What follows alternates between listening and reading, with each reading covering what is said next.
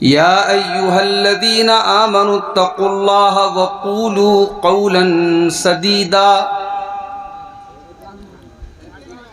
युस्लिह लकुम अअमालकुम व यग़फिर लकुम ज़ुनूबकुम वमन युतिइल्लाह व रसूलहु फ़क़द फ़ाज़ फ़ौज़न अज़ीमा।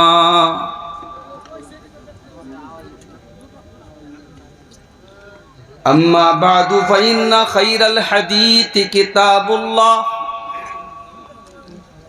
व खैरल हदी हदी मुहम्मदिन सल्लल्लाहु अलैहि वसल्लम व शर्रल उमूरि मुहदसातुहा व कुल्ल मुहदसतिन बिदअह व कुल्ल बिदअतिन ज़लालह व कुल्ल ज़लालतिन फिन्नार।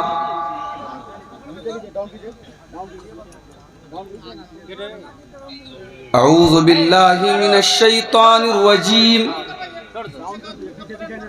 ठीक है छोड़ दो। बिस्मिल्लाहिर रहमानिर रहीम।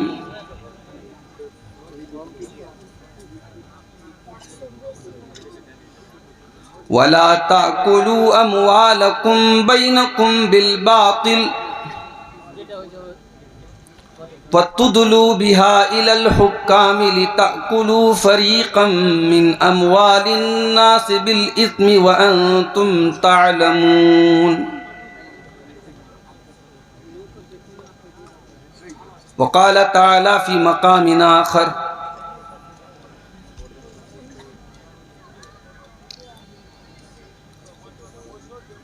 इन्नल्लज़ीना यअकुलूना अर्रिबा ला यक़ूमूना इल्ला कमा यक़ूमुल्लज़ी यतख़ब्बतुहु अश-शैतानु मिनल मस ज़ालिका बिअन्नहुम क़ालू इन्नमल बैउ मिस्लुर रिबा व अहल्लल्लाहुल बैअ व हर्रमर रिबा।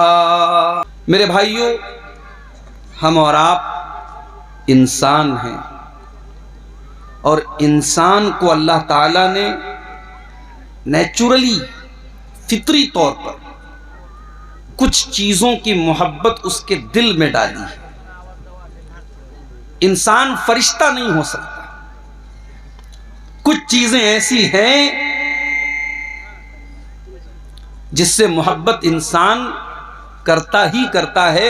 इंसान, कोई भी इंसान ये नहीं कह सकता कि मुझे उस चीज़ से मोहब्बत नहीं है। उन्हीं चीज़ों में से एक माल भी है।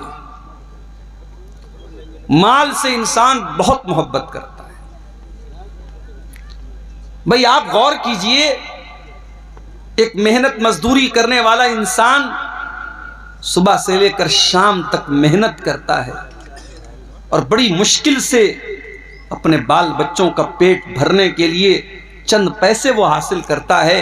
जाहिर है कि इस माल से उसको मोहब्बत तो है, लेकिन ऐसा नहीं है कि सिर्फ वो गरीब आदमी, वो मजदूर आदमी माल से मोहब्बत कर रहा है।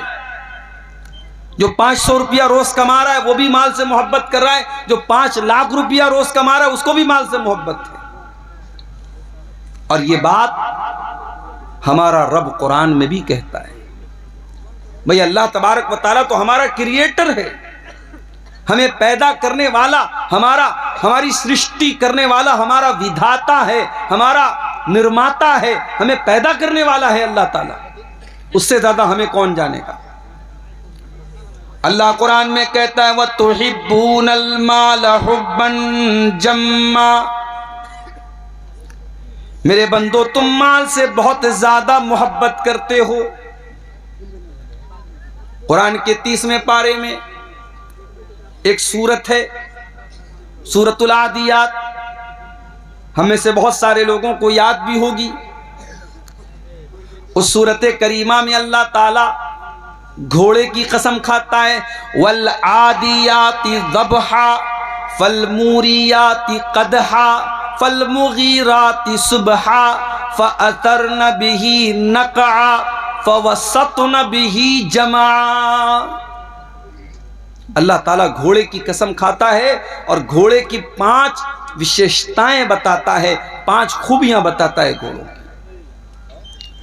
वलादियाति ज़बहा, कसम है उन घोड़ों की जो दौड़ते दौड़ते हाँफने लगते हैं। वलादियाति ज़बहा फलमुगीराति सुबहा, वलादियाति ज़बहा, कसम है उन घोड़ों की जो दौड़ते दौड़ते हाँफने लगते हैं। फलमूरियाति कदहा, और जब वो दौड़ते हैं तो उनके टापों से चिंगारियां निकलने लगती हैं। फलमुगीराति सुबहा, फिर वो सुबह सुबह दुश्मन की फौज के ऊपर हमला करते हैं। फअसरन बिही नका, और जब वो दुश्मन के ऊपर हमला करते हैं तो उनके दौड़ने की वजह से धूल उड़ती है, गर्दो गुबार उड़ता है।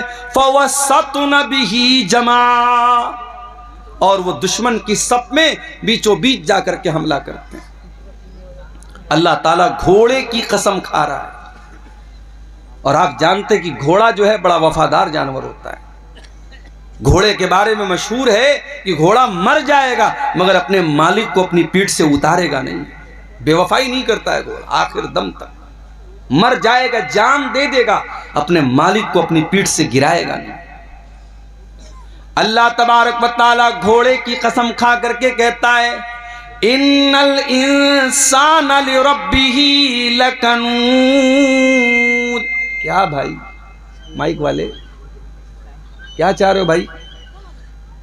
इन्नल इंसान लिरब्बिही लकनूद, बेशक इंसान अपने रब का बहुत बड़ा नाशुक्रा है। घोड़ा अपने मालिक का थोड़ा सा चारा खाता है तो वफादारी करता है, कभी गद्दारी नहीं करता है। इंसान 24 घंटा अपने रब की दी हुई ऑक्सीजन में सांस लेता है, अपने रब की धरती पर सोता है, अपने रब के आसमान के नीचे जिंदगी गुजारता है, अपने रब का दिया हुआ अनाज खाता है, अपने रब का उतारा हुआ पानी पीता है, और फिर भी अपने रब की नाशुक्री करता है। इन्नल इंसान लिरब्बिही लकनूद, इंसान अपने रब का बहुत बड़ा नाशुक्रा है।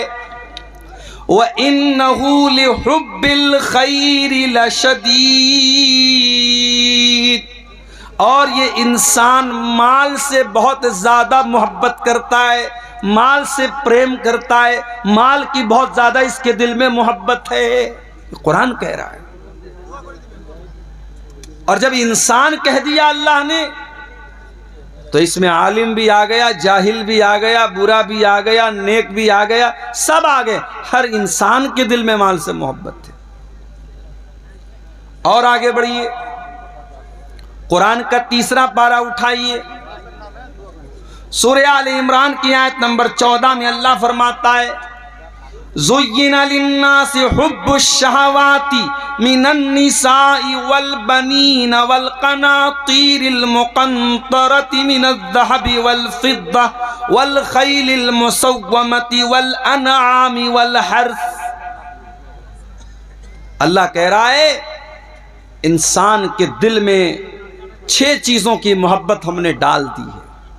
6 चीज़ों से इंसान हर हाल में मोहब्बत करता ही करता है। कौन सी 6 चीजें हैं? मिनन निसा, मर्दों के दिल में औरत की मोहब्बत डाल दी गई, औरत की जरूरत है उनको। इंसान अगर है, मर्द है, वो मर्द के अंदर अगर मर्दानगी बाकी है तो उसे औरत की जरूरत है। अगर किसी को औरत की जरूरत नहीं है तो फिर वो मर्द नहीं है। इसीलिए हमारी शरीयत में निकाह रखा गया। हमारी शरीयत में ऐसा कोई सिस्टम नहीं है कि आप लड़की है तो शादी मत कीजिए, लड़का है तो शादी मत कीजिए, आप जिंदगी भर कुंवारे रहिए। नहीं, ये इस्लाम का सिस्टम नहीं है। अभी आजकल चल रहा है हमारे उत्तर प्रदेश में, हमारे गैर मुस्लिम भाइयों का एक बहुत बड़ा उनका त्यौहार कह लीजिए या उनका इज्तिमा कह लीजिए, पूरे मुल्क भर से वहां लोग आ रहे हैं, मीडिया वाले दिखा रहे हैं साफ, उसमें कोई औरत आती है, वो जो है उसने दुनिया को त्याग दिया है, वो शादी नहीं करेगी। अब उसमें कोई बाबा जी आए, बाबा जी का हाथ ऐसे उठा हुआ है, मीडिया पर दिखा रहा था कि 12 साल से बाबा जी का हाथ ऐसे उठा हुआ है। मीडिया वाले बड़े खुशी से, बड़े फख्र से बयान कर रहे हैं बाबा जी का हाथ 12 साल से ऐसे उठा हुआ है। जब हम इस तरीके के वीडियो देखते हैं, जब इस तरीके की खबरें देखते हैं अल्लाह की कसम, हमारा दिल तो शुक्र से बाग बाग हो जाता है। हमारे दिल में शुक्र का जज्बा पैदा होता है कि ऐ अल्लाह, तेरा शुक्र है कि तूने हमें मुसलमान बनाया है, इस्लाम जैसी नेमत से तूने हमें नवाजा है। ऐ अल्लाह, हमारे दीन के अंदर, हमारे मजहब के अंदर कोई ऐसी इबादत नहीं है जिस इबादत में इंसान के ऊपर अत्याचार किया गया हो, जिस इबादत में इंसान के ऊपर जुल्म किया गया। अल्लाह के नबी के एक सहाबी हैं, नाम नोट कर लो, उस्मान बिन मज़ऊन रज़ी अल्लाह ताला अन्हु। उनके दिल में एक मर्तबा ख्याल आया, शादी करूंगा, बीवी आएगी, बीवी को टाइम देना पड़ेगा, बच्चे पैदा होंगे, बच्चों को टाइम देना पड़ेगा, जितनी नमाज पढ़नी चाहिए उतनी नमाज नहीं पढ़ पाऊंगा, जितनी इबादत करनी चाहिए उतनी इबादत मैं नहीं कर पाऊंगा। उन्होंने इरादा कर लिया मैं कभी शादी ही नहीं करूंगा। फिर दिल में ख्याल आया कि मैं तो मर्द हूं और जब तक मेरे अंदर मर्दानगी बाकी है तब तक औरत की ख्वाहिश मेरे अंदर बाकी रहेगी। हजरत उस्मान बिन मज़ऊन रज़ी अल्लाह ताला अन्हु ने अपने आप को, अपनी मर्दानगी को ख़त्म करने का फैसला कर दिया। मैं इशारे में आपको समझा रहा हूँ, समझदार होंगे आप समझ जाएंगे। मर्द के जिस्म के अंदर जो मर्दानगी की अलामत होती है, हजरत उस्मान बिन मज़ऊन, और ये बात भी नोट कर लीजिए, ये वो वाले उस्मान गनी नहीं है जो अल्लाह के नबी के दामाद थे, ये दूसरे सहाबी हैं। इनके वालिद का नाम मज़ऊन था। उस्मान इब्न मज़ऊन रज़ी अल्लाह ताला अन्हु ने अपने आप को खसी करने का इरादा कर लिया। जैसे बकरा होता है ना, बकरे को खसी कर दिया जाए तो फिर वो इस लायक नहीं होता कि फिर वो जो है वो किसी दूसरी बकरी के साथ वो जा सके और फिर विलादत हो सके। तो जिस तरीके से बकरे और जानवरों के अंदर खसी होता है, उस जमाने में चूंकि मेडिकल साइंस की तरक्की का दौर नहीं था, तो बाज लोग क्या करते थे, अपने आप को खसी कर लेते थे ताकि शादी की ख्वाहिश उनके अंदर बाकी न बचे, मर्दानगी ही उनकी ख़त्म हो जाए। उस्मान इब्न मज़ऊन रज़ी अल्लाह ताला अन्हु ने अपने आप को खसी करने का इरादा कर लिया। जब अल्लाह के नबी को पता चला, आपने उनको बुलवाया, आपने कहा उस्मान, इन्नी लम उमर बिन रहबानिया, ऐ उस्मान बिन मज़ऊन में मुझे रहबानियत का हुक्म नहीं दिया गया है। ऐ उस्मान, जिस दीन को मैं लेकर के आया हूं, मेरे दीन के अंदर रहबानियत नहीं है। बाल बच्चों को छोड़ करके, दुनिया को छोड़ करके कुटिया में चले जाए, कोई पहाड़ पे चला जाए, ये मेरे दीन का कॉन्सेप्ट नहीं है। ऐ उस्मान इब्न मज़ऊन, कान खोल करके सुन लो, इन्नी उमिरतु अन अनामा व अकूमा, मुझे हुक्म दिया गया है मैं रात में आराम भी करूं और तहज्जुद की नमाज भी पढ़ूं। मुझे हुक्म दिया गया है मैं रोज़ा भी रखूं और मैं बेरोज़ा भी रहूं, यानी कंटिन्यू नफिल रोज़ा न रखूं, कभी रोज़ा रहूं कभी ना रहूं, मैं कंटिन्यू रोज़ा न रखूं। नफिल रोज़ा की बात हो रही है। और मुझे निकाह करने का हुक्म दिया गया है कि मैं निकाह करूं, बीवी रखूं, बीवी रखने के लायक ना हो तो तलाक दे दूं। मुझे निकाह का और तलाक का भी मेरे शरीयत के अंदर ऑर्डर दिया गया है। और ऐ उस्मान बिन मज़ऊन, यही मेरी शरीयत है और यही मेरा तरीक़ा है। फमन रग़िबा अन सुन्नती फलैसा मिन्नी, जो मेरे तरीके से हट जाए उसका मुझसे कोई ताल्लुक नहीं है। ऐ उस्मान, कान खोल करके सुन लो, अगर तुम मेरे तरीके से हटना चाहते हो तो कान खोल कर मेरी वार्निंग सुन लो, फिर मुझसे कोई ताल्लुक नहीं रहेगा। हजरत उस्मान इब्न मज़ऊन रज़ी अल्लाह ताला अन्हु को अपनी गलती का एहसास हुआ, उन्होंने फौरन रुजू किया। एक और सहाबी थे, नाम नोट कर लो उनका भी, अब्दुल्ला बिन अम्र बिन आस रज़ी अल्लाह ताला अन्हु, बहुत नेक सहाबी, अल्लाह वाले सहाबी, रात रात भर नमाज पढ़ने वाले सहाबी, दिन में नफिल रोज़ा रखने वाले सहाबी। शादी हुई, बीवी के पास जा ही नहीं रहे, बीवी के पास जा ही नहीं रहे, बीवी का हक ही अदा नहीं कर रहे हैं। बहू को ससुर ने देखा, 3-4 दिन के बाद बहू का चेहरा उतरा हुआ है, बहू ने बाल भी कंघी नहीं किया है। ससुर ने पूछा, भाई क्या बात है, तेरी नई नई शादी हुई है, तू ऐसा हुलिया क्यों बना के बैठी? कहा कि अब्बू, आपके बेटे को मतलब ही नहीं है मुझसे, रात में नमाज पढ़नी है, दिन में रोज़ा रखना है, उनको तो बस रोज़ा रखना है, नमाज पढ़ना है, उनको बीवी से कहाँ मतलब है। ससुर समझ गए कि मसला क्या है, लेकिन बहुत सारी बातें बाप डायरेक्ट बेटे से नहीं बोल सकता। हजरत अब्दुल्ला के वालिद जो थे अम्र बिन आस, वो भी बहुत बड़े सहाबी थे। उन्होंने आकर के अल्लाह के नबी से कहा कि अल्लाह के नबी ऐसा ऐसा मामला है, मेरी बहू ने इशारे में बताया है कि मेरा बेटा अपनी बीवी की ज़रूरतें पूरी नहीं करता है। अय अल्लाह के रसूल, आप मेरे बेटे को बुला करके समझाइए। अल्लाह के प्यारे नबी ने हजरत अब्दुल्ला को बुलवाया। आपने कहा, अब्दुल्ला, मुझे पता चला है कि तुम रात रात भर नमाज पढ़ते हो। कहा, अल्लाह के नबी, बिल्कुल सही बात है। आए अब्दुल्ला, मुझे मालूम हुआ है तुम कंटिन्यू लगातार नफिल रोजा रखते हो। हाँ अल्लाह के नबी, ये भी बिल्कुल सही बात है, मैं रोजा भी रखता हूं, मैं रात रात भर नमाज भी पढ़ता हूं। आपने कहा, अब्दुल्ला, इन्ना लिअयनिका अलैका हक्का व इन्ना लिजसदिका अलैका हक्का व इन्ना लिज़ौजिका अलैका हक्का।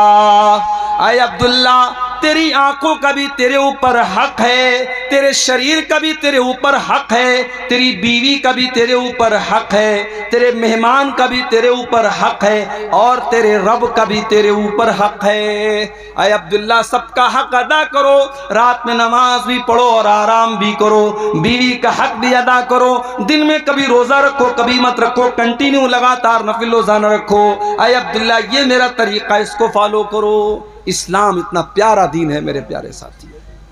इस्लाम में आपसे ये नहीं कहा गया कि आप औरत से दूर हो जाएं।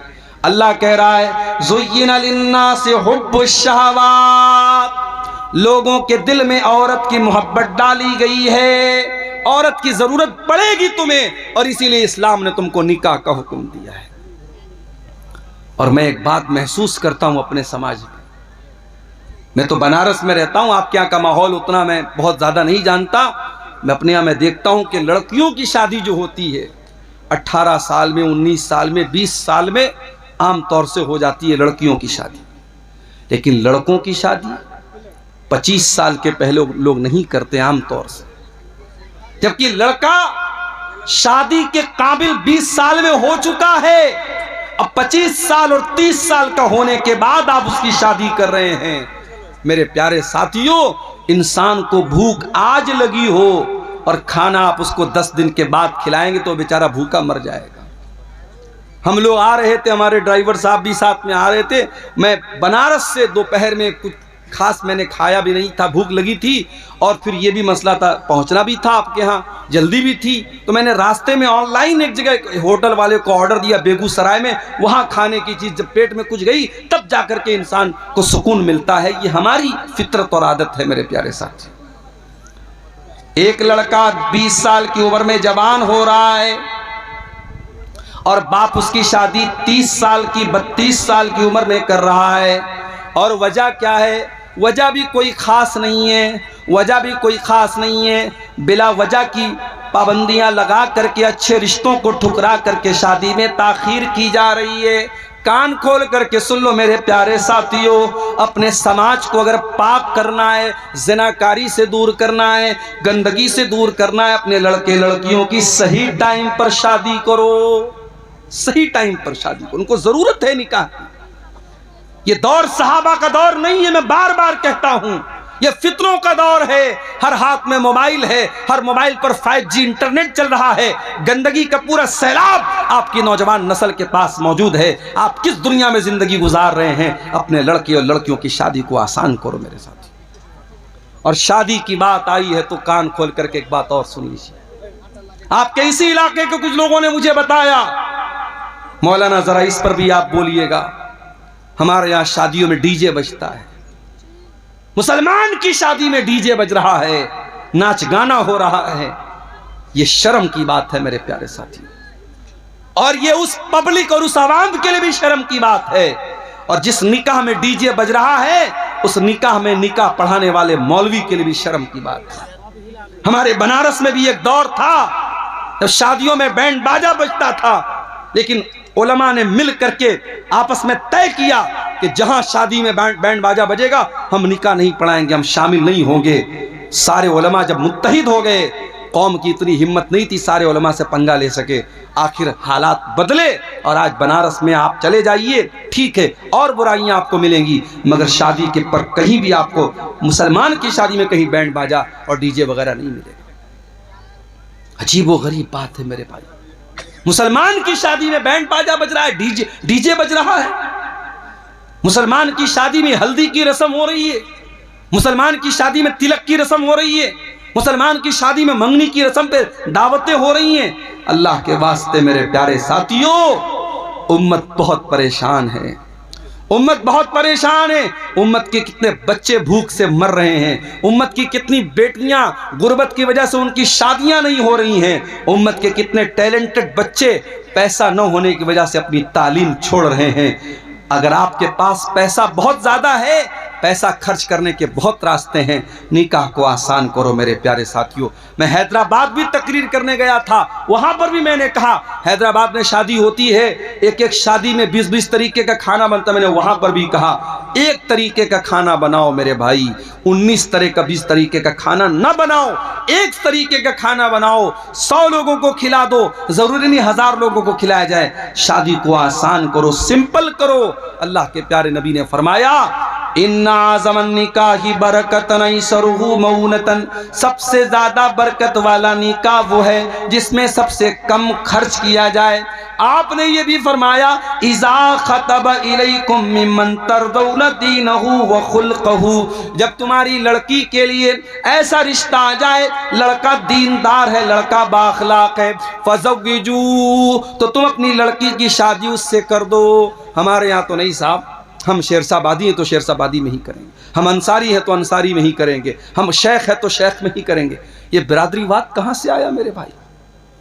जब हम ये अकीदा रखते हैं सब आदम की औलाद हैं, सब हव्वा की औलाद हैं और एक ही फैमिली और एक ही परिवार से निकले हैं, तो फिर कौन ऊंचा कौन नीचा और कौन फला बिरादरी कौन? ये बिरादरीवाद की बुनियाद पर अपने आप को आपने ऊंचा समझ लिया। आज कितनी जगहों पर बिरादरी की वजह से रिश्ते नहीं हो रहे हैं और बिरादरी की वजह से जवान लड़कियों की जिंदगी बर्बाद हो रही है। मेरे पास लखनऊ की एक लड़की का मैसेज आया फेसबुक के ऊपर, उसने कहा मौलाना मेरे लिए दुआ कीजिए। मैंने कहा क्या मसला है?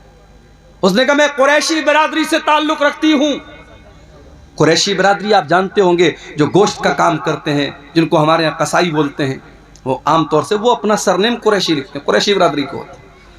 उसने कहा मौलाना मैं कुरैशी बिरादरी से ताल्लुक़ रखती हूँ, मैं अहले हदीस हो चुकी हूँ, मेरा भाई भी अहले हदीस हो चुका है, हम कुरान और हदीस को फॉलो करते हैं, हमारा बाप बिदती है, माँ बिदती है, ख़ानदान बिदती है, कब्रों पर सजदा करने वाले लोग हैं। मैं चाहती हूँ मेरी शादी ऐसे घर में हो जहाँ कुरान और हदीस पर अमल होता हो, शिर्क न होता हो, बिदत न होती हो। लेकिन मेरे बाप का कहना है कि मैं कुरैशी ही बिरादरी में करूँगा और मुझे पूरे लखनऊ के अंदर कोई कुरैशी बिरादरी का ऐसा इंसान नज़र नहीं आता, कोई ऐसा रिश्ता नहीं मिलता जहाँ कुरान और हदीस पे चलने वाले लोग हों। वो लड़की बेचारी अपना दर्द पेश कर रही थी और मेरे पास उसको सिवाय तसल्ली देने के मेरे पास कोई अल्फाज नहीं थे। ये हालात हमारी कौम के हैं, कितनी बिरादरियाँ हैं जिसमें हमारे अहले हदीस भाई और बहन कम हैं और उनके लिए रिश्ते की बात आती है तो खानदान और बिरादरी का दबाव होता है कि आपको बिरादरी के अंदर ही करना है। ये बिरादरीवाद कहाँ से आया मेरे प्यारे साथियों? हमें और आपको इसकी जड़ों को भी तोड़ने की जरूरत है। जब हम यह अकीदा रखते हैं या अय्युहन्नास इन्ना खलकनाकुम मिन ज़करिन व उन्सा व जअलनाकुम शुअबन व क़बाइल लिताअरफू, ऐ लोगो तुम एक माता पिता की औलाद हो, एक माँ बाप की औलाद हो, आदम और हव्वा की औलाद हो। व जअलनाकुम शुअबन व क़बाइल, तुम्हारी बिरादरियाँ अलग अलग हैं, तुम्हारे कबीले अलग अलग हैं। ये इसलिए नहीं है ताकि तुम एक दूसरे के ऊपर फख्र करो, लितारफू, ये तो जान पहचान के लिए ये सरनेम बनाए गए, ये बिरादरियां बनाई गई, ये बस जान पहचान के लिए बनाई गई। इनकी बुनियाद पर कोई किसी के ऊपर फख्र नहीं कर सकता है। शादी ब्याह में आज बिरादरीवाद ने भी मेरे प्यारे साथियों बहुत नुकसान किया इस उम्मत का। निकाह को आसान करो और अपने निकाह से ये डीजे की रस्म को निकाल के बाहर फेंको। अपने गांव में बैठ के तय कर लो, जो गांव के मुखिया हैं, जो गांव के सरदार हैं, जो गांव के जिम्मेदार लोग आपस में बैठ के तय कर लें, जिसकी शादी में डीजे बजेगा हम सब नहीं जाएंगे उसकी शादी में। उलमा तय कर लें हम निकाह पढ़ाने नहीं जाएंगे इंशाअल्लाह। देखो 1 साल ऐसा करके देखो, इंशाअल्लाह ये बुराई आपके इलाके से खत्म हो जाएगी। अपने बच्चों की सही टाइम पे शादी करो मेरे साथी। अल्लाह के नबी नौजवानों को खिताब करके फरमाते हैं, या माशर शबाब मन इस्तता मिनकुमुल बात फल्यतज़व्वज। ऐ नौजवानों, जब तुम शादी के काबिल हो जाओ तो तुम निकाह कर लो। फ़इन्नहु अग़ज़्ज़ु लिलबसर, निकाह करने से तुम्हारी आंखें झुक जाएंगी। व अहसनु लिलफ़र्ज, और तुम्हारी शर्मगाह की हिफाजत हो जाएगी। इंसान अपनी आंखों को अगर बचाना चाहता है बदनजरी से, और अपनी शर्मगाह को बचाना चाहता है ज़िना से, अल्लाह के नबी तरीका क्या बता रहे हैं? रोज़ा रख करके ज़िना से नहीं बच जाएगा। नबी ने फरमाया तकरीरें सुन करके ज़िना से नहीं बच जाएगा। नबी ने क्या फरमाया? निकाह कर लो, अगर निकाह की ताकत है निकाह कर लो। निकाह करने से वो इंसान ज़िनाकारी से बच जाएगा मेरे प्यारे साथी। तो इस्लाम वो दीन है मेरे प्यारे साथियों जो हमें निकाह करने पर उभारता है। क्यों? क्योंकि औरत की हमें ज़रूरत है। औरत की मोहब्बत अल्लाह ताला ने नेचुरल हमारे दिल में डाली है। वल बनीन, औलाद की मोहब्बत, बेटे की मोहब्बत भी तुम्हारे दिलों में डाली गई है। जिसके घर में औलाद नहीं है उससे जा करके पूछो, वो लाख ऊपर से कह दे कि मुझे कोई कमी नहीं है, मगर जब दूसरे के घर में वो बच्चों को खेलता हुआ देखता है उसका भी दिल में चलता है कि मेरे घर में भी औलाद होती। औलाद की मोहब्बत और औलाद में बेटे की मोहब्बत अल्लाह ताला ने दिल में डाली है। किसी को सिर्फ बेटियां ही बेटियां हैं, उससे पूछो भाई तुमको बेटा चाहिए कि नहीं चाहिए। अगर भाई आज का ज़माना तो ऐसा है कि ऑपरेशन हो जाता है, एक ऑपरेशन हुआ, 2 ऑपरेशन हुआ, उसके बाद तो डॉक्टर लोग बोलते भाई अब तो ऑपरेशन नहीं हो सकता, 2-3 ऑपरेशन के बाद तो मामला ख़त्म हो जाता है। अब जिसको सिर्फ बेटियां हैं उससे पूछो भाई तुम्हें बेटा चाहिए, तो वो ऊपर से तो कहेगा नहीं यार लड़कियां आज के दौर में काफ़ी हैं, ये है वो है, मगर दिल में कहीं ना कहीं बेटे की कमी का एहसास होता है। मैं ये नहीं कह रहा हूं कि बेटियां नऊज़ुबिल्लाह बेटियों का दर्जा बेटों से कम है। मैं एक नेचुरल बात बता रहा हूं कि बेटे की मोहब्बत अल्लाह कुरान में कह रहा है कि बेटे की मोहब्बत तुम्हारे दिल में डाली गई। बेटे की जरूरत पड़ती है इंसान को। वल क़नातीरिल मुक़ंतरति मिनज़्ज़हबी वल फ़िद्दती, और सोने चांदी के खजानों की मोहब्बत, मालो दौलत की मोहब्बत भी तुम्हारे दिल में डाली गई है। जितनी भी दौलत तुमको मिल जाए लेकिन तुम्हारा पेट भरने वाला नहीं है। कल तक जो 10,000 रुपया महीना कमा रहा था, बड़ी मुश्किल से घर चला रहा था, दुआ कर रहा था अल्लाह मेरी आमदनी बढ़ा दे, अल्लाह ने 10,000 से 50,000 कर दिया। अब 50,000 पे तो उसका पेट भर जाना चाहिए, मगर 50,000 पर भी पेट नहीं भरेगा। 1 लाख हो गई, अब तो पेट भर जाना चाहिए, 1 लाख से भी पेट न भरा। अल्लाह के नबी फरमाते हैं लौ कान लिब्ने आदम वादियान मिन ज़हब, अगर आदम के बेटे के पास सोने की 2 वादियां आ जाएं, लब तगा सालिसन, तो वो तीसरे की तमन्ना करेगा, उसे तीसरी भी चाहिए। 2 वादी मिल गई, सोने के 2 पहाड़ मिल गए, उससे पेट नहीं भरेगा, उसे तीसरी भी वादी चाहिए, तीसरा भी पहाड़ चाहिए। और आगे अल्लाह के नबी फरमाते हैं वला यमलउ जौफ इब्न आदम इल्ला तुराब, इंसान के पेट को अगर कोई चीज भर सकती है तो कब्र की मिट्टी भर सकती है। जब कब्र में जाएगा वही जाकर के पेट भरेगा, दुनिया में कभी पेट नहीं भर सकता। अल्लाह कह रहा है कि ऐ इंसान, तेरे दिल में माल की मोहब्बत, सोने की मोहब्बत, चांदी की मोहब्बत तेरे दिल में डाल दी गई। वल खैलिल मुसव्वमती, और इंसान के दिल में घोड़ों की मोहब्बत डाल दी